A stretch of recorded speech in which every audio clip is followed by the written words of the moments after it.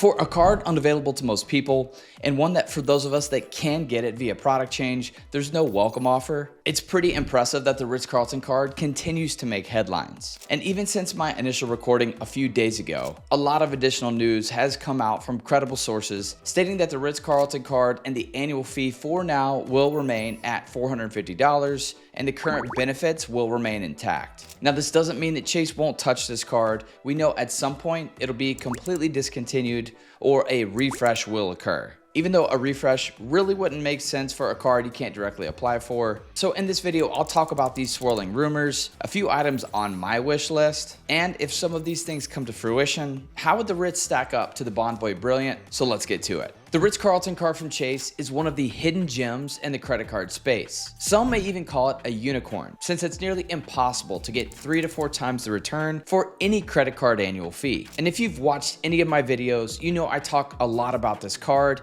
and for good reason. It's been one of the best kept secrets in the travel reward space for a number of years. Honestly, it's off the radar for most people, even a large portion of the travel points pros. Part of that is because it's within Marriott's portfolio. And many people despise Marriott since they have a discombobulated strategy where your guess is as good as mine as to which locations offer free breakfast to elite status holders, which locations have hotel lounges, and when it comes to the Marriott card lineup, 7 total cards across 2 different banks. So many rules and restrictions about which cards and welcome offers that you're eligible to receive based on what's in your wallet today. Just so many little and big things. Not to mention it's more challenging every day to find good point redemptions with Marriott's. And as someone that has titanium status, honestly, I don't think I've received anything above what platinum status gave me in years past, aside from the annual choice benefit. But that's just me on my soapbox. And this card has been an asset to my wallet for the last few years. But it appears, unfortunately, that times are a-changin'. There's growing chatter, led by a good breakdown from the guys at Frequent Miler, who are summarizing some key points from a number of commenters on Reddit. And basically the summary here is that Chase, unfortunately, might be getting ready to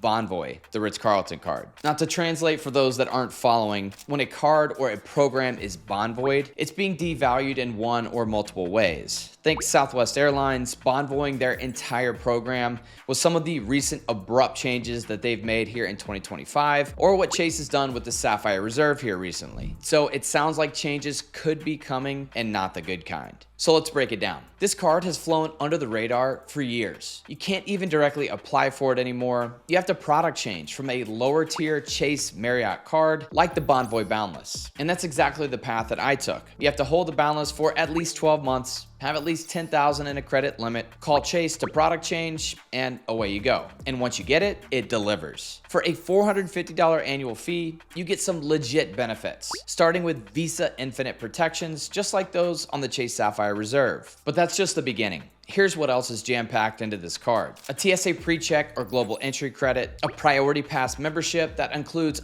unlimited guest access, and unlimited access to the Chase Sapphire lounges. And these have recently jumped onto the scene in the last 4 to 5 years. Some of the most luxurious US airport lounges with really good and food and drink options, spa services, arcades, and other custom amenities based on their location. That alone is worth its weight in the annual fee for me, but that's because I travel pretty often and I visit the Sapphire lounges at least 8 to 10 times per year. But that's just the beginning. On top of that, you receive an $85K annual free night award, which I've reviewed this in multiple videos. I've talked about how you can leverage that award or certificate for well over $1,000 in value. But at the same time, I've also stated that that $85K award is starting to fall behind since it's capped at 100,000 points if you decide to top it off with 15,000 of your own points, especially when you compare that award to the uncapped award like the Hilton Aspire has. By the way, make sure you check out my All Things Marriott playlist. You'll see how I leverage this card every single year and how it currently stacks up to its top competitors. Okay, moving on, another easy value credit with the Ritz is a $300 airline incidentals credit. Now this is advertised as a credit to cover seat upgrades, check bag fees, things like that, but I have personal experience using this credit directly on airfare, and this was purchased direct with Southwest Airlines, no tricks whatsoever, so hey, maybe I'm the reason Chase may pull the plug or jack up the annual fee. And to round out the credits and the perks,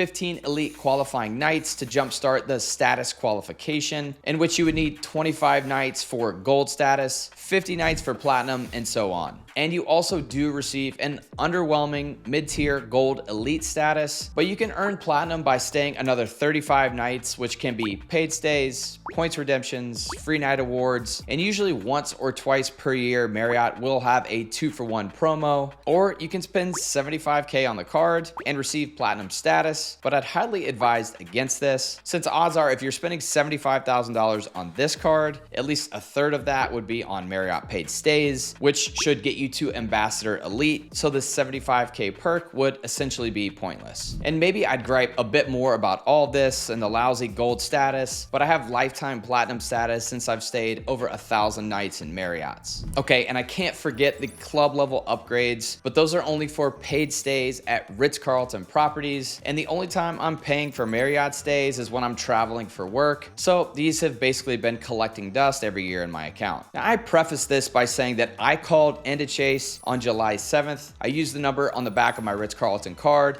and I asked if they had any knowledge of the annual fee increase. The woman was very helpful with my other questions, but she said she had no information and had not heard anything about this increase. But according to Frequent Miler, there are some concerns that are raising red flags. And I absolutely love the Frequent Miler podcast. I listen to those guys every single week. So knowledgeable, no fluff, no BS. They actually live and breathe this stuff. So there's definitely some credibility here if they're writing an article on it. Now, the biggest worry is the other Chase cards that have been refreshed recently. Now, we've seen this play out with the United cards, all sorts of perks and coupons added, dollars added to the annual fees as well with the United Club, now coming in at $695 per year, which, by the way, is the new rumored annual fee for the Ritz Carlton card, but more on that in just a sec. And also, most recently with the Sapphire Reserve, that one became a massive coupon book, lots of trickery and smoke and mirrors to make it look like you can get a ton of value from all the different credits, like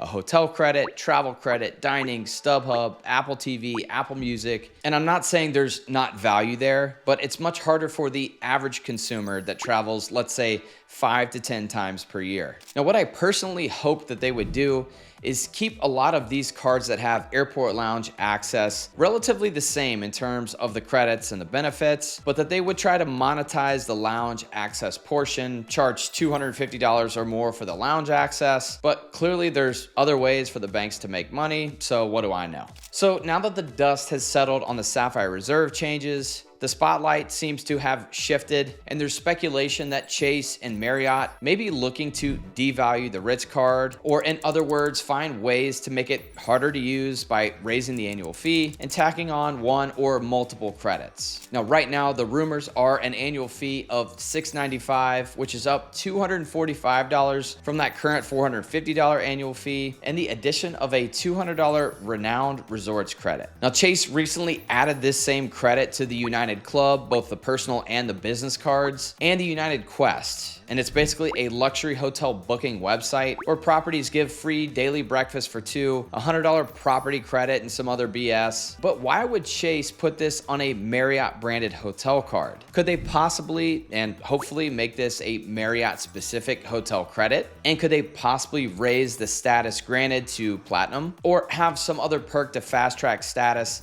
similar to the Amex Brilliant, which comes with 25 elite qualifying nights and platinum elite status, which, by the way, the Brilliant also comes with that same $85K free night award, plus a $300 dining credit, plus priority pass airport lounge access, mind without Chase Sapphire lounge access, but arguably as much value as the Ritz if you place any value on the platinum status and the additional 10 elite qualifying nights, all for a $650 annual fee. And we know American Express's stance. Would they then raise the Brilliant's annual fee to follow suit? And is this the beginning of the end for this unicorn? And do we blame someone for this? Honestly, you can blame me and blame this platform. I've been singing this card's praises for years, but let's be real. Me and the other creators that talk about this card were probably a tiny blip on Chase's radar. If changes are coming, they're likely driven by a broader portfolio strategy and economics, not just a few dozen people talking about the outsized value they receive and how they beat the system with a travel incidentals credit. So if you've been thinking about product changing to the Ritz Carlton Card, this might be your window. Now there's no official news yet, but if recent history with Chase is any indicator, great benefits rarely last forever. So with your credit card strategy overall, stay sharp, stay flexible, and don't get caught flat-footed. And if you want to see how this card compares to the newly refreshed Chase Sapphire Reserve, check out this video here. Or for my all things Marriott card playlist, check out this video here. And I'll see you there. Cheers.